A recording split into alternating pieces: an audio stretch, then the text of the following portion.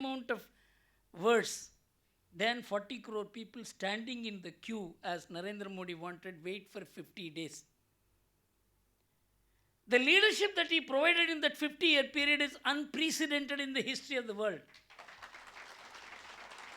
In fact, many people would have been shaken in that period. But he said, wait for 50 days. The nation waited. And all the economists, some Paulson said, this is all completely rotten decision, and somebody said it is looting the people. Somebody said it is dictatorial. After the demonetization worked itself out, the chief economist of the European Union said, this is the most exemplary decision that has been taken in recent times. It is a lesson for other countries to follow. So I found one thing, the economists do not know economics. Otherwise, they would not have opposed it like that. Now the defattening has taken place. Now what should be done? The money that was circulating outside the banking system has come into the banking system. Unless the banking system uses this money, the entire idea of demonetization will not only not succeed, but it has every reason to fail also. Why the banking system in India has been disabled like this? It is not because the banking system in India is inefficient. It is one of the most efficient banking systems. And our banking system has 3 firewalls as compared to the financial system of the world in terms of the non-convertibility of the Indian rupee. It's a very, very important firewall. Next, no foreign ownership of Indian banks. Next important firewall. Third important firewall is 75% of the banking assets are owned by the government of India. I don't think any other banking system in any part of the world has 3 powerful firewalls protecting the domestic finances from the global finances. If you want to understand the worth of it, in 1997, when the Asian crisis happened, there was a pressure on the Asian governments to open their banking and financial system to foreign investment. And no country accepted it except Korea. Malaysia said no, Indonesia said no, Thailand said no. But Korea accepted because they were even more badly affected as compared to the other countries. Within 3 months of the opening of the banking system, 4 large Korean banks out of 5 became foreign owned. 80% of the banking assets became foreign owned. 60% of the Korean market capitalization became foreign owned. Today, Korea is not a financially independent economy. So Korea has to follow the same rules about whether something is an NPA or not, because its banking economy is fully integrated with the world economy. But our banking economy is not integrated, not integratable, and should not be integrated with the global financial system. But still we follow the same NPA rules. And how idiotic it is, I am going to explain to you with reference to only one industry. There are 3 industries which are suffering from NPA issues. Actually 4, if you add textiles. One is steel, the other is power, third is coal, fourth is textiles. This accounts for 80 to 90% of the NPA in India.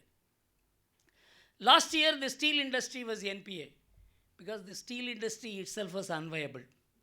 Today, the steel industry is viable and making profits, but still the banks consider it as unviable because this is what the Basel norms say. The viability of the company is no issue. The industry has turned viable. It can pay money because you have taken measures by anti-dumping duty and others, which makes the local steel industry profitable, and everybody is making tons of profit except one company in which there has been fraud. So what the banking system should do, Reserve Bank should do, government should do, political economic thinkers should do, is that in India you don't look into whether a debt is due for 90 days or not.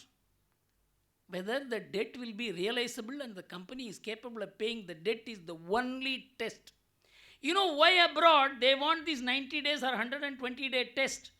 Because for them liquidity is the most important thing. The banks will become illiquid if the money is not recovered in time. It is not a solvency issue. It is a liquidity issue. When the liquidity issue affected the entire world banking system in 2008, the US Federal Reserve System pumped in liquidity. They didn't pump in solvency, liquidity. So the entire banking norms outside India is to ensure that the market rated liquidity is the basis for the rules. In India, liquidity is not an issue at all. Why should we import the same rules and classify these loans as, and all these except steel industry, except textile industry, whether it is coal or it is steel or it is power, it is only because of the 2G and coal scam and the judgment of the Supreme Court and the way the UPA government messed up the whole thing. It is because of the government actions or inaction these NPAs were caused. So unless the government completely reframes the NPA rules and makes the viability of the industry or the concerned company as the only test, relieves the banking system of the Basel norms 90 days and 120 days rule, the banks cannot start lending the money. If the banks do not lend the money, the Indian growth rate will never pick up. This is the biggest challenge before the government of India. And I am very happy. There are some independent thinkers who think that the Indian finances, Indian banking system and the Indian regulation should also be different from how the world or the West or particularly the American mind thinks about regulating the finances. There is some independent financial thinking evolving in the country, though it's a very small group. And I am sure these NPA rules will be revised in the next couple of months or so, and the banks will start lending money. The moment the banks start lending the money, the economy picture will change. I will give you a small example as to what the banks do with the money that we deposit. Out of 17.5 lakh crores of currency, which is the primary money, the money that goes in and out of the banking system, according to the Reserve Bank of India, was only 10 to 11 lakh crores. This produced bank deposits of 96 lakh crores. That is how the bank multiplies the money. It is the bank which creates money and not the Reserve Bank of India, not the Bank of England, not the Federal Reserve System. It is because of this fractional reserve model, the banks multiply the money. Now with this 10 lakh crores, you have produced 96 lakh crores bank deposits. Another 5 lakh crores has come into the banking system. And this is capable of expanding into 40 to 50 lakh crores in the next 3 to 4 years. And maybe even 2 years if the banks start actively lending the money. That is why the Mudra plan, which is to address the smallest of production units of India, there are 58 million non-farming units employing 128 million people and needing a capital of 12 lakh crores, has bank funds only to the extent of 4%. The Mudra plan is intended to advance this 96% loan, which is due to them, which they are borrowing at 60%, 90%, 120%. This Mudra plan was thwarted by the Reserve Bank of India, headed by Mr. Raghuram Rajan. Because this plan was not needed in America, and so he thought it is not needed in India also. You cannot think like an American and manage the Indian banking system.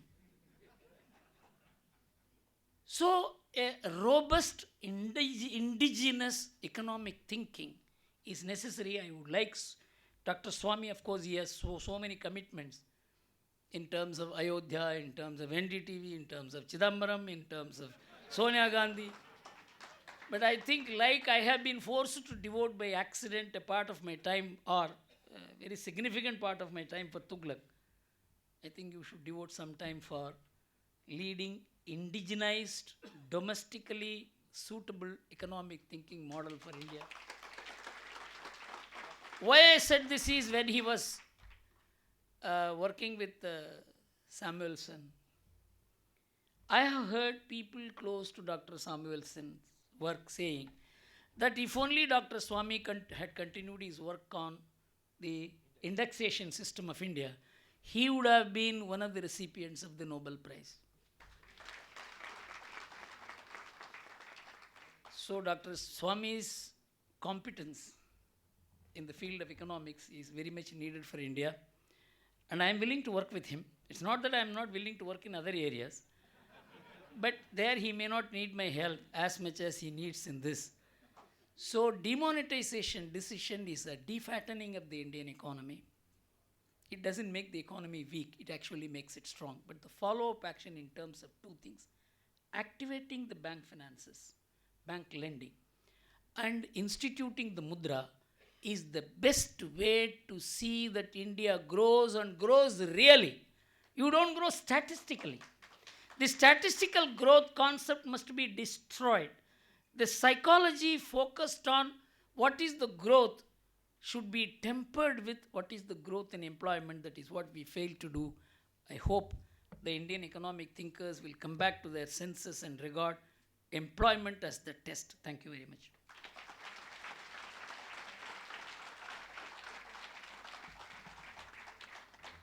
Wasn't it a brilliant exposition on demonetization? Thank you, Sri Gurumurthy ji. In fact, Sri Gurumurthy ji started talking about NDTV frauds a little, but he, of course, he went on to his core topic that was assigned to him. I want to